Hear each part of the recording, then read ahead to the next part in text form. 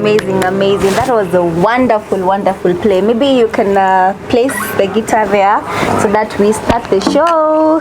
Hey, that was good playing. That is No Woman No Cry by Bob Marley. Definitely. Okay, hello guys, my name is Washedagi Konyo and welcome to my YouTube channel. Today we are at Showtime Cinema Nyeri, which is the most exclusive cinema in Nyeri County. And Happy New Year guys, by the way. And being a new year 2023, it's time that we change our mindset. Today we have a very special guest who has joined us today and is not only going to tell us his journey in the music in the music industry and also being a motivational speaker. He's also going to help us change our mindsets this year. Ladies and gentlemen, please help me welcome Paul. Karibu sana. Asante. Thank you so much for joining us for the show. Yeah. Okay, so let me go straight to asking you, who is Paul? You can maybe tell us who is Paul?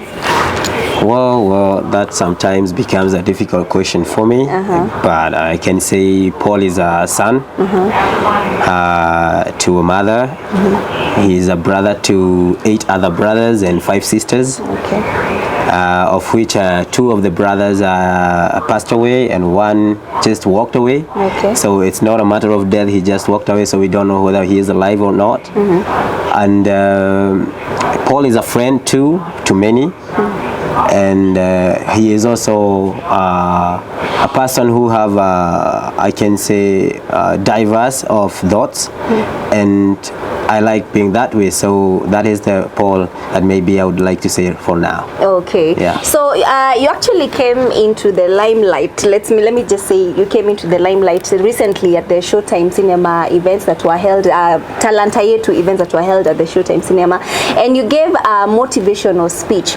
Let me start from where did you get this? Is it inborn or did you train to be a motivational speaker? Because you really gave one. By the way, guys, if you haven't watched the speech, please make sure that you have watched and subscribed to at Showtime Cinema to watch what he told the audience. So, was it inborn or did you train for it?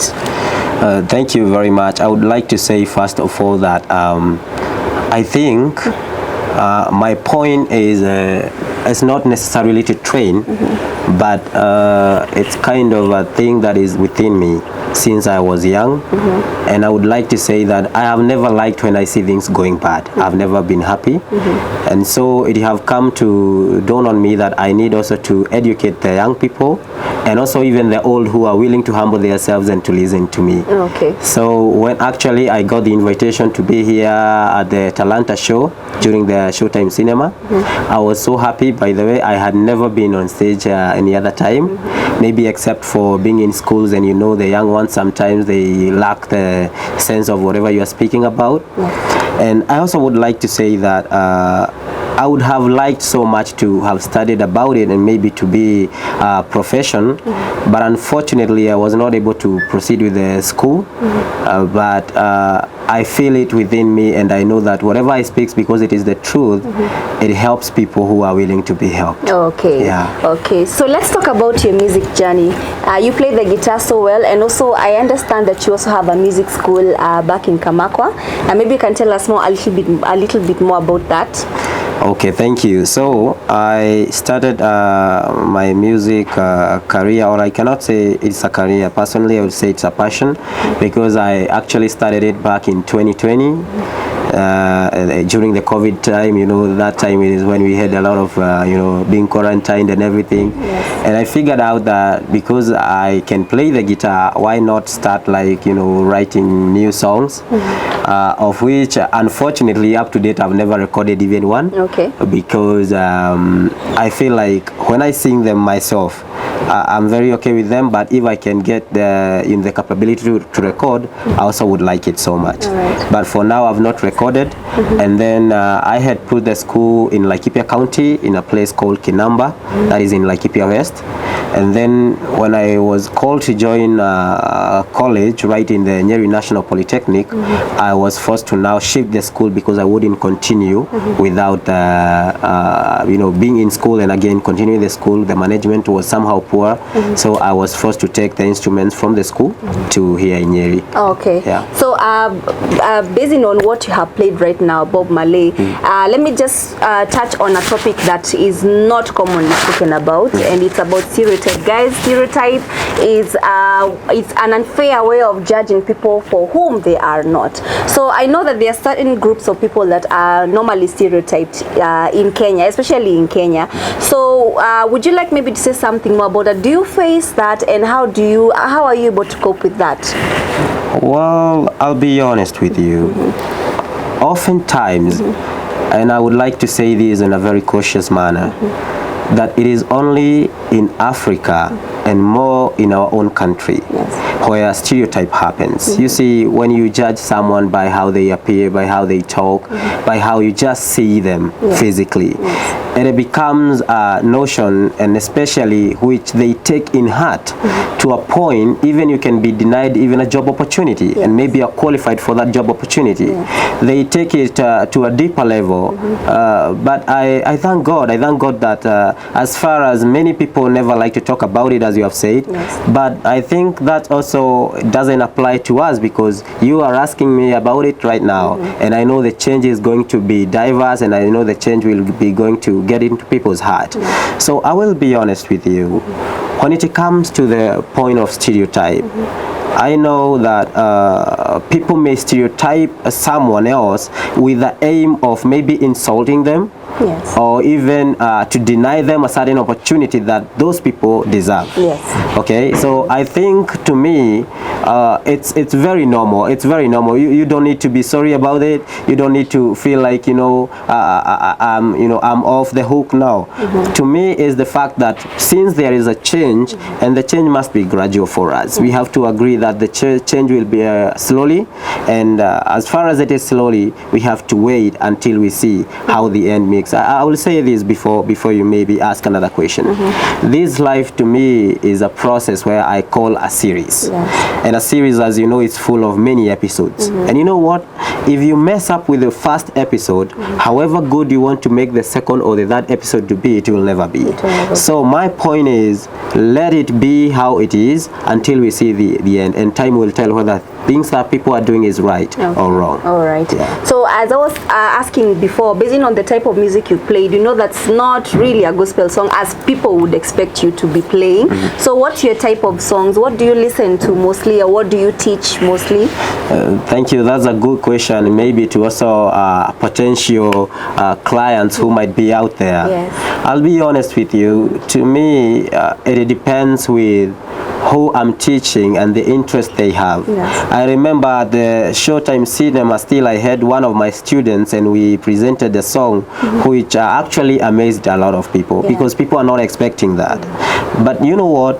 It is the favorite song to my student, and I have to back him up and show him that whatever he is doing, he is playing the guitar well. So if I will present my own songs that maybe I would like, then maybe he is not able to play. So I'm not concentrated in one type of music. As far as, now this is the caution in it, as far as it doesn't have the vulgar language, it is not immoral, it is not diminishing, then I'm okay with it. And I would also like to say on the same breath that of course I don't sing the same song in all the environments. It depends in where am I.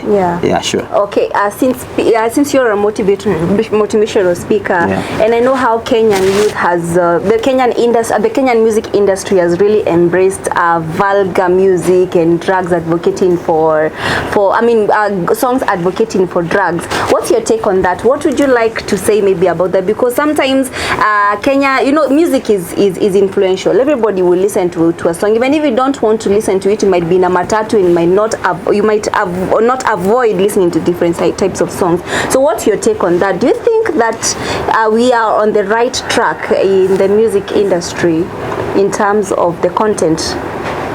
Can I be honest with you, Washera? Time will tell whether what they are doing is right or wrong. Because this, to me, is the problem of man. For the longest time in history, he has not known what to laugh at and what to weep at. And I will be honest with you right now. It it's not rare to see people of opposite gender staying on a screen and watching that which is vulgar, and they are laughing about it. If you think about it deeply, and maybe it was your daughter or someone who is so close to you, you would be expecting them to be weeping over that, right? Yeah, it's true. And I also come to say that the greatest pursuit of each and every young person is the pursuit of meaning. Yes. And because they are finding meaning in meaninglessness, don't ever expect that to be meaning. Okay, they are trying to find meaning, and not unless an external factors affect them, like how you are speaking, how you are telling them.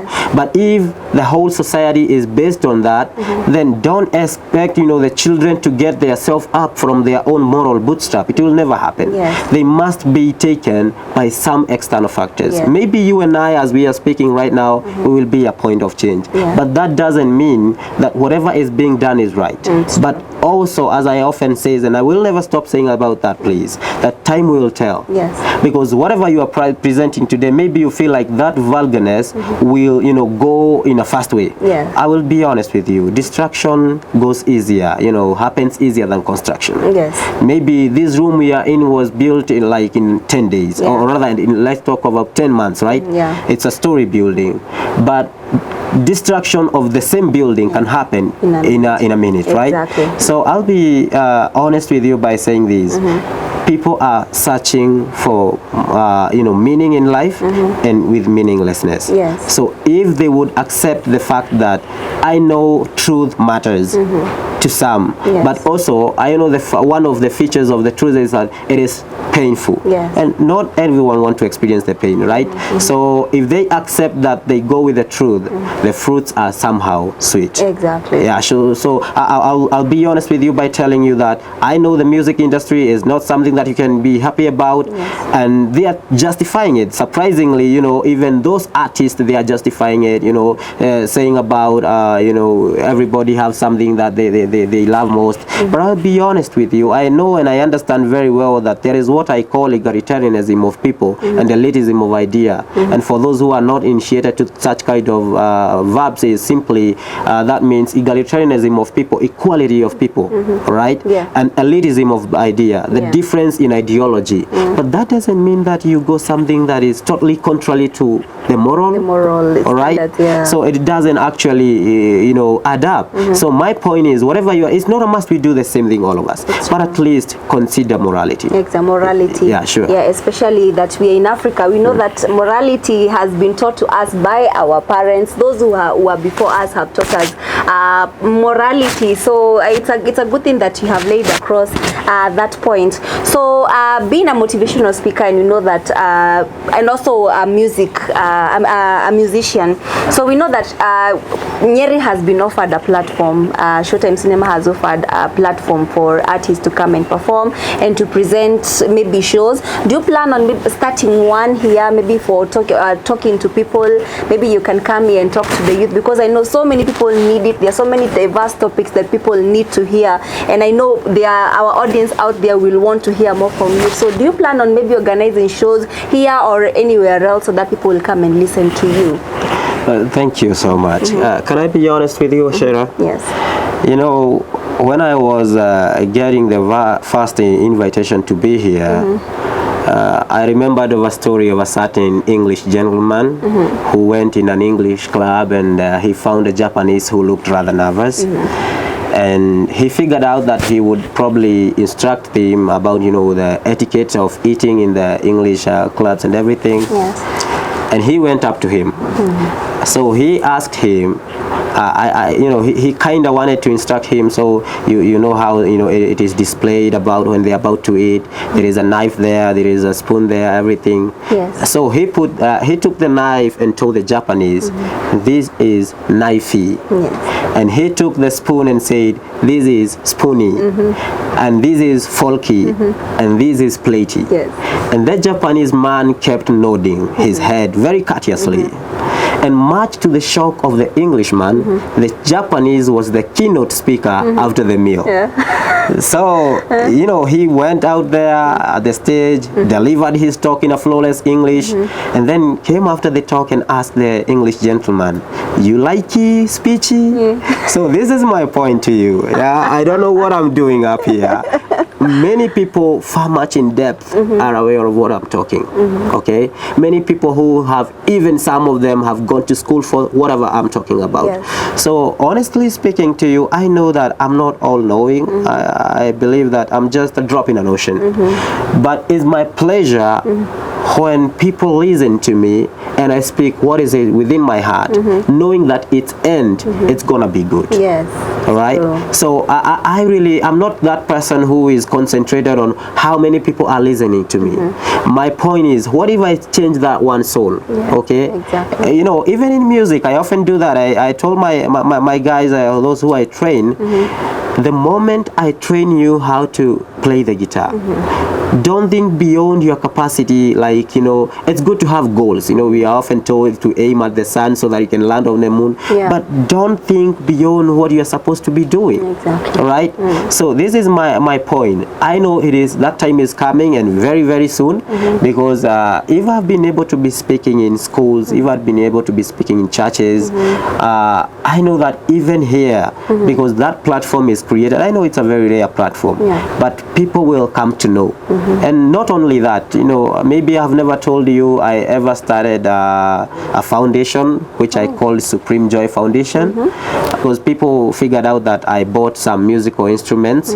But I will be honest with you, please, that if you today get out there and you maybe make a concert about music, call a judge there, you know, call a great doctor there, you know, call a teacher there, and then call a mkokoteni guy there. Trust me, music knows no boundaries. All of them will dance to their beat. So my point is, the reason why I bought the musical instrument is to make sure that I can hold many people, because songs, we were born with, you know, music. Actually, you cannot run away from music, even if you don't sing. When you listen, you know, you feel like, I'm okay with it. So music has been part of my mission, so that when you are gathered there, we play the music. Now that togetherness we have, now we can put away the music and we can have a very sensible talk. And please, maybe I can say in the same breath, there's just one guy, I'll leave his name unknown right now. He came and confessed to me, and he told me, "Paul, you know what? Since the time you started making these, I was going at daytime hours to drink some, you know, some alcohol there. Right now, I don't even get that time, and I'm feeling that even in the taste of it, I'm hating it." So I liked that. I didn't even bother to know how about all the others. I liked about that one man. So my point is, I will do this as much as it is for good.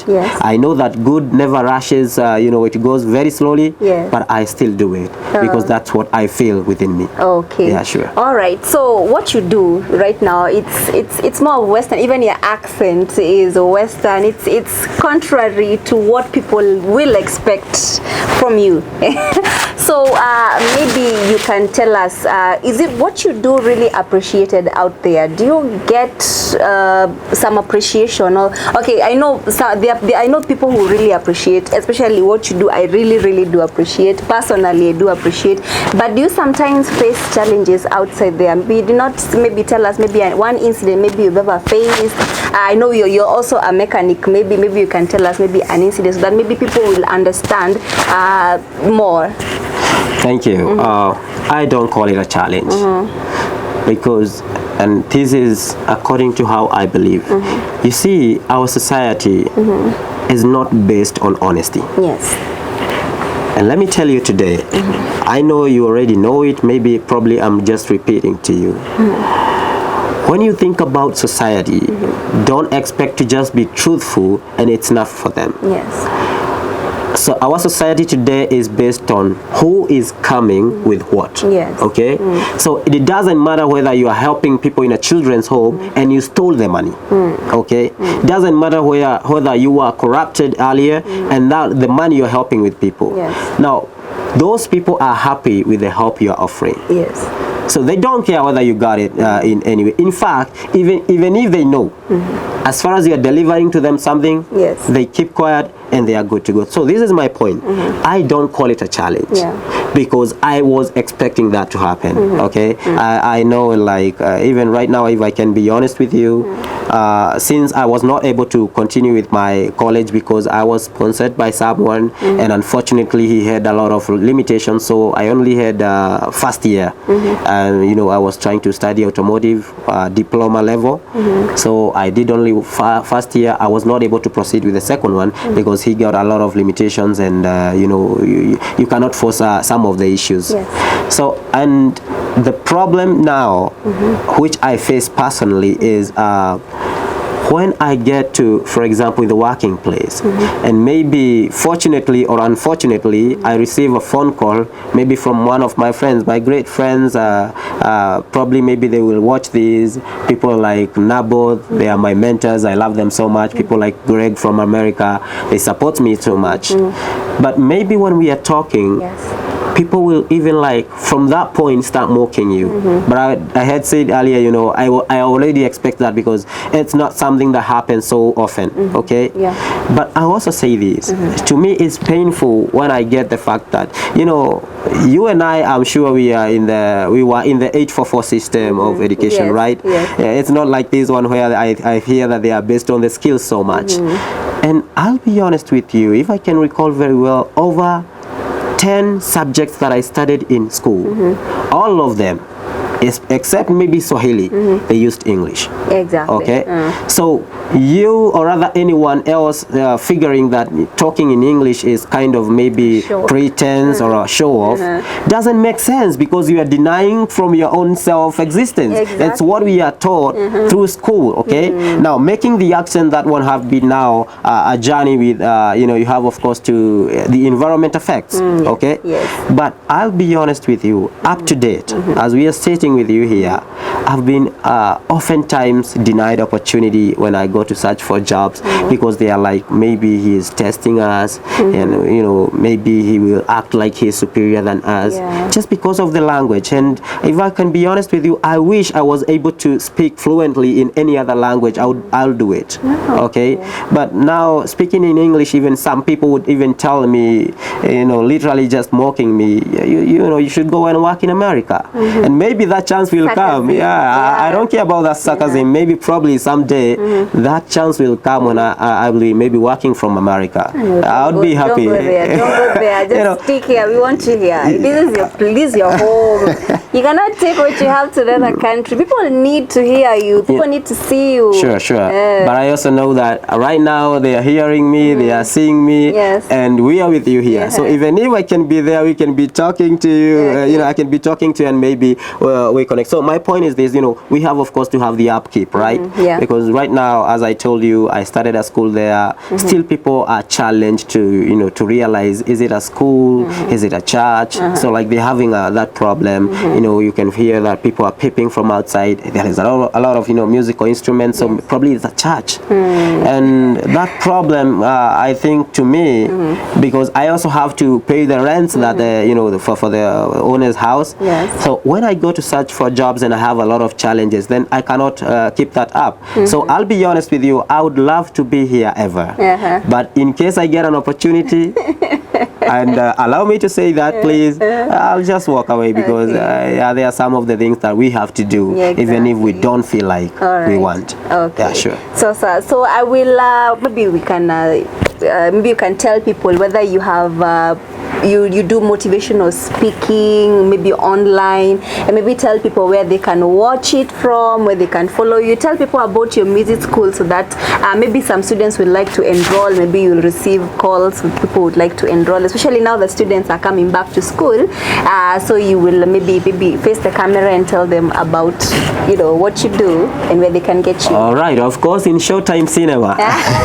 But anyway, most probably I often say is that, and this is according to me, I don't like just talking. If given time, I like answering people's questions. And I will say this to you, Washera. The problem that we have is that when you become an asking person, you are often put aside.